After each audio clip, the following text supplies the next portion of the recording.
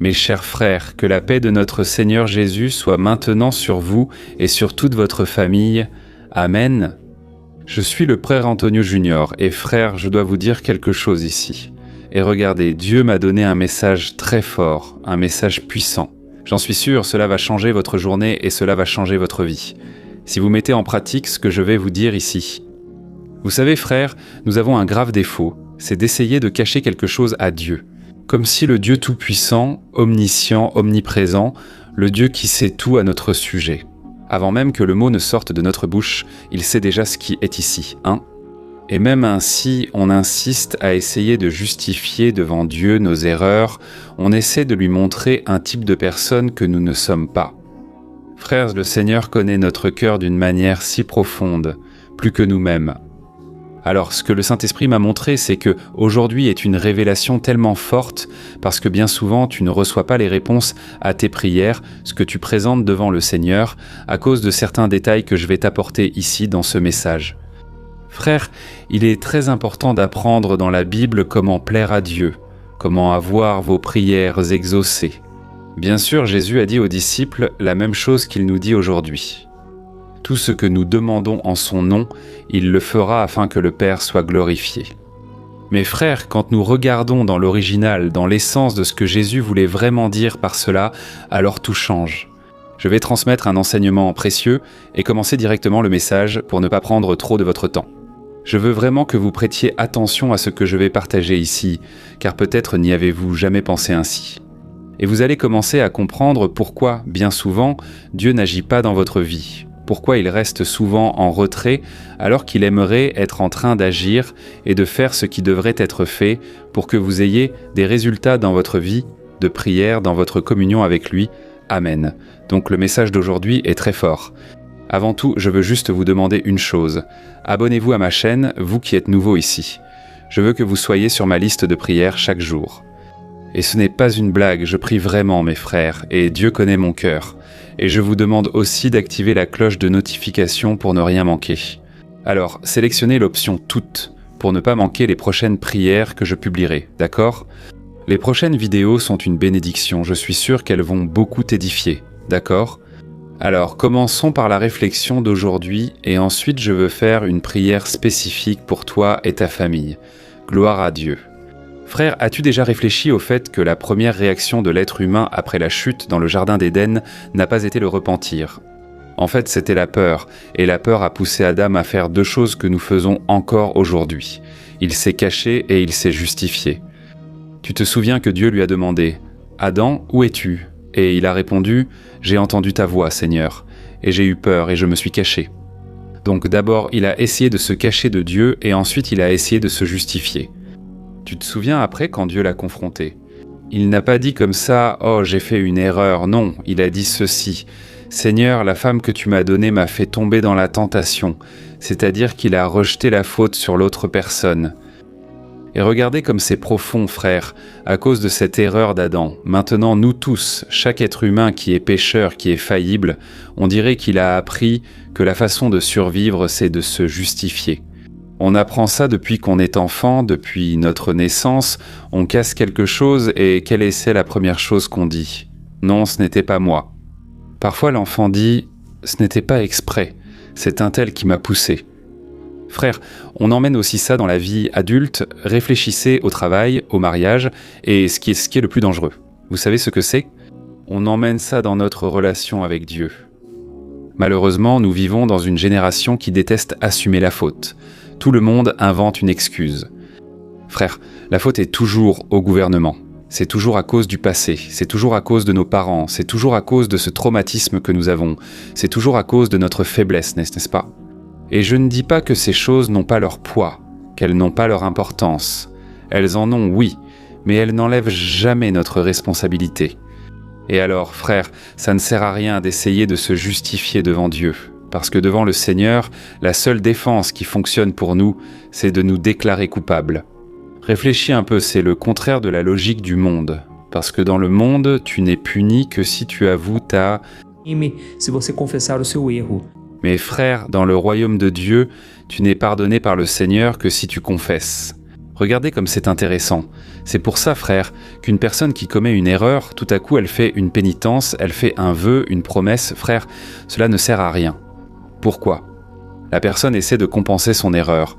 C'est comme si elle pensait ainsi. « Ah, je me trompe ici, mais alors j'essaie de compenser en faisant plus de bonnes choses là-bas. » C'est-à-dire, je prie plus, je vais jeûner davantage, je vais servir à l'église, je vais essayer de ne pas manquer les cultes. Alors que la seule chose que Dieu attend de nous, c'est un cœur repentant, un cœur qui ne cherche pas d'excuses devant Dieu, qui n'essaie pas de négocier notre faute. La seule chose que le Seigneur nous demande, c'est ceci. Mon fils, repens-toi de tes péchés, reconnais que tu as fauté, reconnais que tu es pécheur, que tu n'as pas de force contre le péché. Et tu sais pourquoi Dieu veut qu'on fasse cela ? Parce que d'abord, Jésus a déjà payé le prix pour nous. Ou tu penses que Jésus est mort sur la croix parce que nous sommes gentils ? Non mes frères, c'est parce que nous sommes mauvais. Jésus le savait, il savait que la seule façon pour nous d'être sauvés de la condamnation, c'était lui-même d'être condamné à notre place. Il suffit que tu te souviennes de Barabbas. Tu te souviens quand Barabbas a été libéré et que Jésus a été crucifié à sa place ? Et qu'est-ce que Dieu voulait nous montrer à ce moment-là, mes frères ? Que nous sommes Barabbas, nous sommes faillibles, pécheurs, et peut-être que tu penses comme ça, « Ah, pasteur, mais je ne suis pas si pécheur que ça, pasteur. » Oh mon cher, ma chère, si tu commets un seul péché, tu es déjà considéré comme pécheur, ou alors tu n'as jamais menti de ta vie. Je suis sûr que rien qu'en pensant comme ça, tu es déjà en train de pécher, parce que la Bible dit dans la première lettre de Jean chapitre 1 que celui qui dit qu'il n'a pas de péché est un menteur et que la vérité n'est pas dans sa vie. Alors, frères, nous devons avant tout reconnaître notre péché, et c'est là que le Seigneur commence à agir dans notre vie. Amen. Et pour te montrer plus clairement comment Dieu agit dans la vie de ses enfants, comment Dieu veut nous bénir, je vais raconter ici l'histoire du roi David. Je sais que tu connais peut-être déjà cette période de sa vie, mais je vais ajouter des détails auxquels tu n'as pas prêté attention. Je vais te rappeler ce qui lui est arrivé. Tu te souviens que David était un homme. Segundo o coração de Deus, mas mesmo assim, Un homme qui a commis l'adultère, il a manipulé des gens, il a assassiné un homme. Frère, il a péché d'une manière brutale, d'une manière terrible, et pendant presque 1 an, il a essayé de vivre comme Adam, il s'est caché de Dieu, ou plutôt, il a essayé de se cacher, n'est-ce pas ? Alors, il a continué à être roi, il a continué sa routine religieuse, mais frères, à l'intérieur, le cœur de David était détruit. Il a lui-même raconté dans le livre des psaumes que ses os gémissaient toute la journée parce que le péché qui n'est pas confessé est comme un poison qui ronge ton âme de l'intérieur. Jusqu'à ce que, alors la Bible dit que le prophète Nathan, il se présente devant David avec beaucoup de sagesse et il le confronte. Et à ce moment-là, David avait 2 choix. Le choix du pouvoir, de l'orgueil du roi, il aurait très bien pu faire arrêter le prophète Nathan, n'est-ce pas ?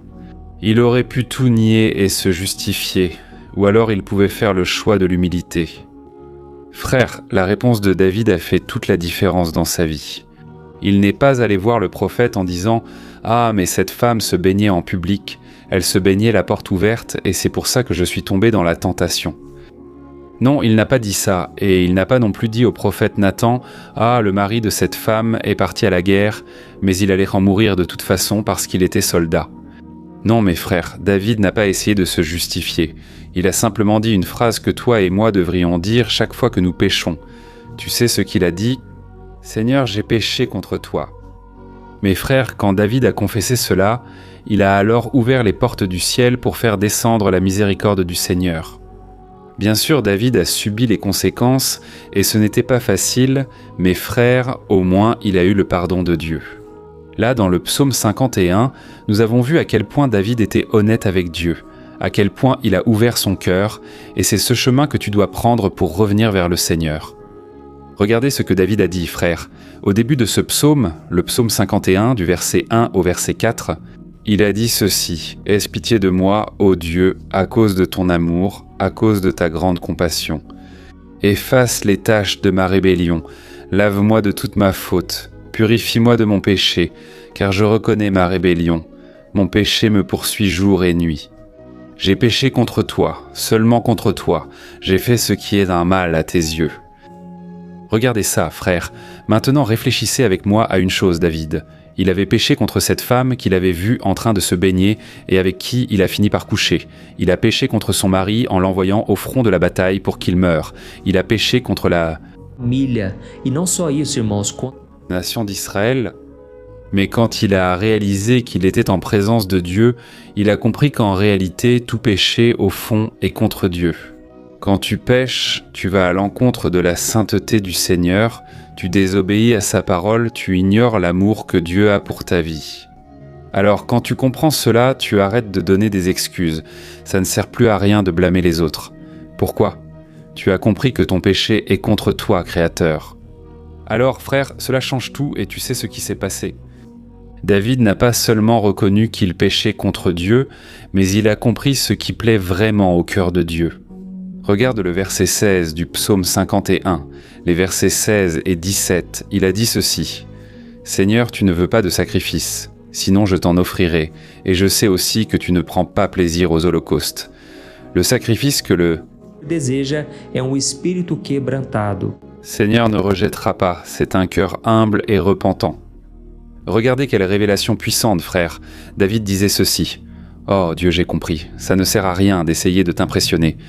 Ce ne sont pas mes offrandes, ce ne sont pas mes efforts religieux qui vont résoudre mon problème.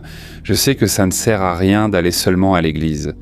Ce que le Seigneur veut, c'est de la sincérité, c'est un cœur sincère qui ne veut plus fuir, qui est fatigué de lutter contre le Seigneur. Alors, frère, c'est ce cœur qui plaît à Dieu et c'est là que la grâce du Seigneur intervient. Frère, laissez-moi vous expliquer une chose, la grâce n'a pas été bon marché. Pourquoi ? Elle a coûté la vie de Jésus là sur la croix, mais cette grâce pour nous est gratuite. Pourquoi ? Nous ne pourrons jamais payer, nous ne pourrons jamais mériter cette grâce, c'est uniquement la miséricorde du Seigneur. Et quand tu ouvres ton cœur et que tu confesses ton erreur, au lieu d'être condamné, c'est là que la grâce de Dieu vient sur ta vie. Amen. C'est formidable, frère, c'est merveilleux. Je dis cela parce qu'il y a beaucoup de personnes qui donnent des excuses à Dieu, comme si cela allait résoudre quelque chose, frère. Dieu se plaît dans un cœur sincère. Je vais t'expliquer autre chose en deuxième. Corinthiens chapitre 7, verset 10, dit que la tristesse selon Dieu produit la repentance pour le salut, mais la tristesse du monde produit la mort. Et tu sais ce que cela signifie, les frères ? La tristesse du monde, c'est le remords. Tu te souviens de Judas ? Judas a ressenti du remords. Il s'est senti mal à cause des conséquences de ce qu'il avait fait. Il a vu que Jésus avait été condamné. Il a même rendu l'argent, mais à la fin, il s'est suicidé. Pourquoi ? Le remords est une tristesse égoïste. Il pensait à lui-même. « Mince, j'ai été découvert. Les gens ont remarqué que j'ai mal agi. Qu'en est-il de ma réputation à ce moment-là ?» Alors, frères, il a désespéré. Pourquoi ? Il a vu qu'il avait perdu la confiance des gens et surtout celle de Jésus, mais qu'est-ce que la tristesse selon Dieu ? Frère, c'est ça le vrai repentir. David a ressenti ce repentir. Pierre, après avoir renié Jésus, il a ressenti ce repentir profond. Et il a pleuré amèrement. Mais ce n'est pas parce que les larmes apportaient automatiquement le pardon. Non, c'est que Pierre et David, ils pensaient comme ça. Comment ai-je pu offenser un Dieu si bon ? J'ai attristé le Saint-Esprit, j'ai blessé le cœur du Père. Alors, frère, cette tristesse ne te mène pas au désespoir, elle te conduit au pied de la croix. Alors que le remords te fait fuir Dieu, le repentir te pousse à réfléchir. Où irai-je ? Si le Seigneur ne me pardonne pas, je n'ai plus rien à faire de ma vie, je suis condamné. Et c'est à ce moment-là, frère, que Dieu vient et apporte le pardon. Amen. Tu comprends le message d'aujourd'hui. Frère, le Saint-Esprit a brûlé dans mon cœur pour te dire cela aujourd'hui. Il ne veut pas que tu vives loin de lui. Il sait que tu commences à te fatiguer de garder les apparences, fatigué d'essayer de montrer aux autres que tu es une personne exemplaire, que tu es une personne spirituelle. Frère, en fait, le Saint-Esprit ne commence à agir dans notre vie que lorsque nous reconnaissons de tout notre cœur que nous avons besoin de lui. Plus que tout. Amen. Pour conclure, frère, avant la prière, je ne veux pas que tu partes. Une prière spécifique aujourd'hui pour que Dieu transforme et restaure ta vie. Mais avant cela, je veux juste lire un verset qui se trouve dans 1 Jean, chapitre 1, verset 9, qui dit ceci. « Si nous confessons nos péchés, il est fidèle et juste pour nous pardonner et nous purifier de toute injustice.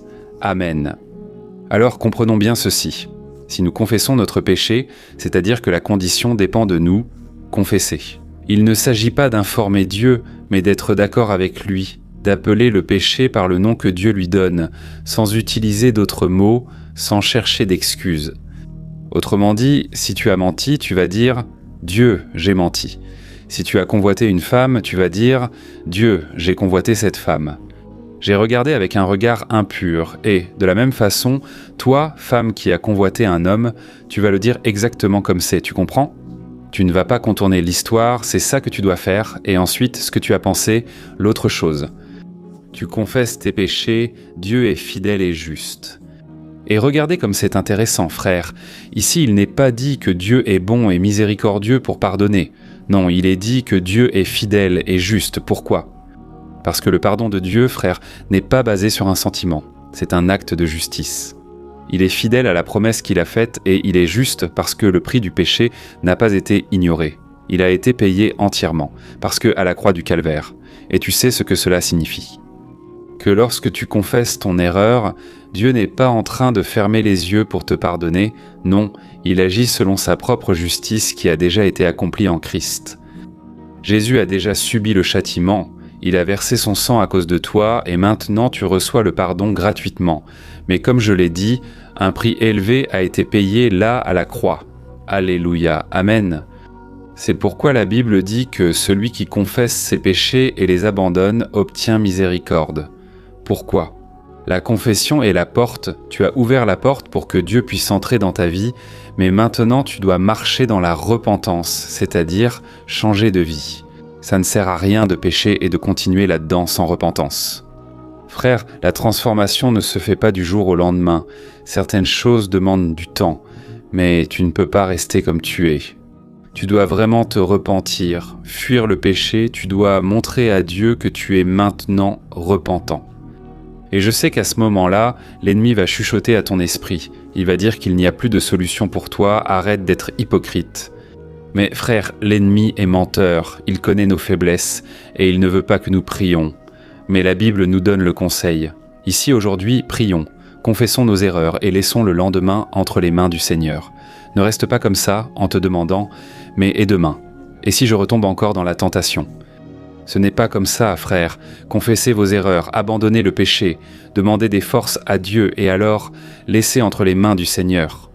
Et plus tu t'humilies en sa présence, plus tu pries, plus tu fortifies ton esprit, plus ta chair va perdre de sa force. Amen. Alors, nous allons prier maintenant. Je suis sûr que le Saint-Esprit a déjà parlé à ton cœur. Ce n'est pas par hasard que tu es arrivé ici.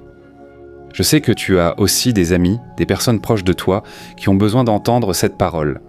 Alors, à la fin de la prière, je te demande de partager, d'envoyer à un maximum de personnes. Je suis sûr que Dieu va accomplir une belle œuvre à travers toi et en toi aussi. Amen. Alors ferme les yeux et prions. Alléluia. Seigneur mon Dieu et mon Père, nous voulons te remercier pour ta parole. Ta parole. É a verdade, ela é a luz que dans les endroits les plus sombres de notre cœur, et elle fait remonter à la surface ce qui doit être guéri. Ô mon Dieu, guéris le mal à la racine, libère-nous du péché, Seigneur, et montre-nous où se trouve la racine.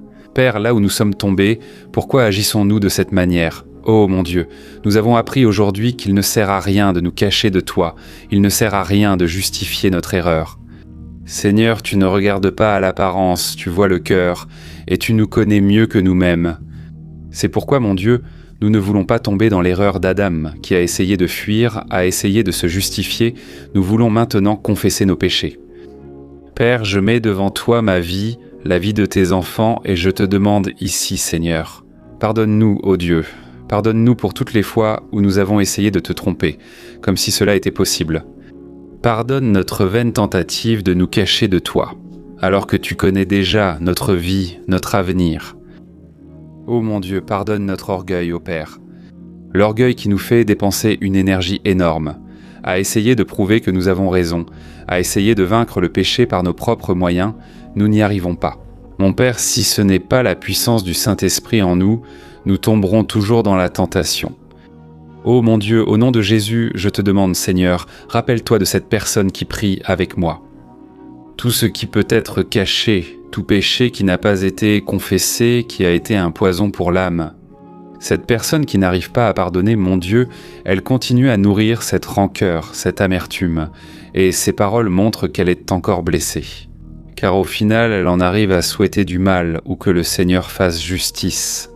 Mais en réalité, elle cherche la vengeance, elle veut que l'autre souffre ce qu'elle est en train de souffrir. Ô Seigneur, aide-nous à pardonner comme Jésus nous a pardonné, mon Père. Je crois qu'aujourd'hui, tu es en train de nous libérer de cette rancœur. Par la foi, nous disons que cette personne est pardonnée. Ô mon cher, si tu es en train de prier avec moi, dis le nom de cette personne maintenant, accorde-lui le pardon. Le Seigneur t'écoute en ce moment même. Il veut que tu confesses ton erreur et que tu reçoives le pardon. Alléluia, continuons à prier, frères.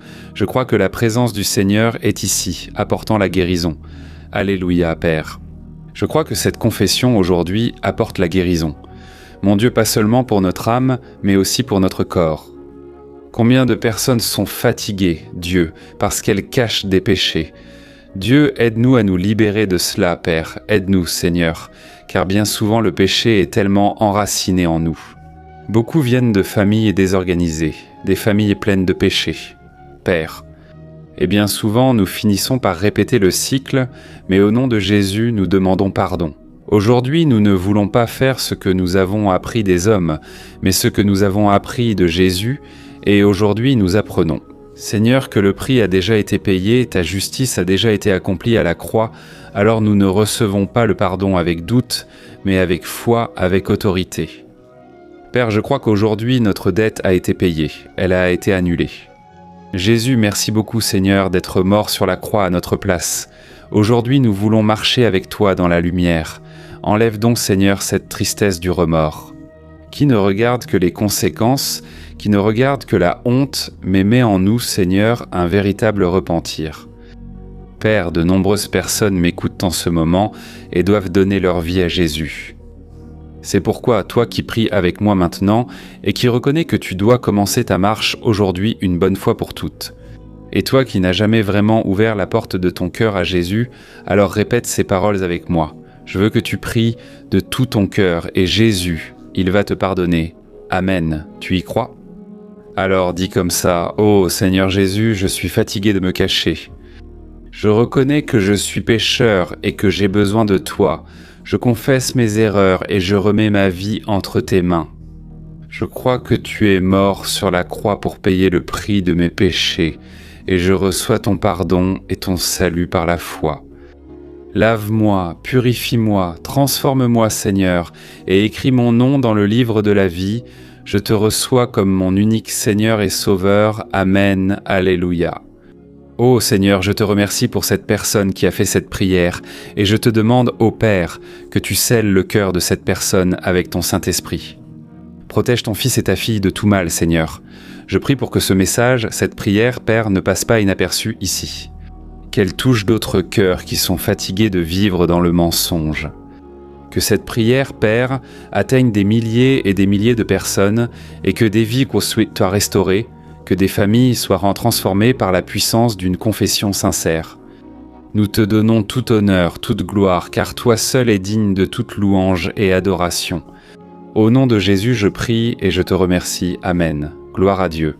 Que Dieu te bénisse.